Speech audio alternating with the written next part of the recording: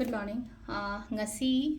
Saturday numit ko thangju numit ki card ki message yenga se thangju numit se tawbu ya ba ma'am ama lay ko adu su tawbiro ko thangju numit se tawbu ya da ba ma'am ama lay adu do na haidi akoina haidi khangringai da di khangre do khanga ga di khatang hai tare ko haidi follow to bio si ki pot ma'am se haidi tawbu ya ba and tawbu ya da ba sugumba ma'am se ko adu thangju ki numbers hai la adu ham ba number se 93 le re adu ga color na black na traga purple gumba kai gumba do mai tro se na bi ba ko thangju numit se adu ga thangju se yaringe haidi cleansing ki part se mai tawbi ba hai tar akoina rock salt hapaga white to pop to badu dum hajan adum hai budi hai tar as a reminder call oina hai re ko ado hajigan de dum loina su khangna male videos me amam thole ko haidi thuma paga white yo ko lona aduna hai ba su ya dra na khalle me amna hen na thoi do na khangbi ramani ko ado khangda ba na haras ne ko sum adu sum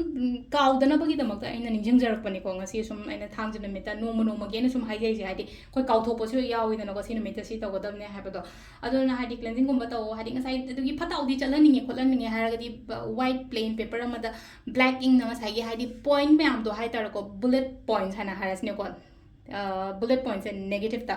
depression anxiety stress health issues adagi money blockages kari kra haita negative oiba words ma'am se iraga kakthat laga si jum koina mai thado ga dustbin da kai da mai taro lang thopo so ko sigi pot sima asataw legano thum legano ko yaringe taw legano thum legano sumjit legano phiron ke ga lebi gano yot kari kra legano ko haidi leiba ya da ma'am am su lego thangjer me cha aduna si ma'am se ko keno to bi gano ka aduga mingon da donation charity di sungjo sho na to bi thangjer me cha angam ba khara dang wai tar ga su ko mingon da mateng gumba kai gumba to bi da paisa na oiro chana ba oiro ko su gumba ma'am sisina khoida amuk ka hena hai tare ko agi Saturn strong oi ba hai se ko hadi ngasai gi miui bagi leina ko khina hadi ngasai gi shani dosh leiye adu to weda to hai na ko hadi thangje gi laina keno to adu kan to afaba ma'am ama la ko su yawe ba khoida afaba ma'am ama la ko su yawe hai ba gi athra di kaino hai matam je hadi phana tawraga di leino ko hadi ngasai gi ai gi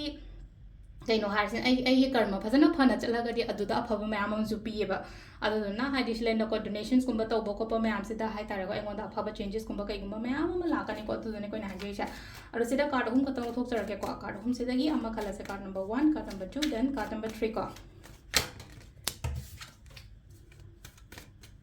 atu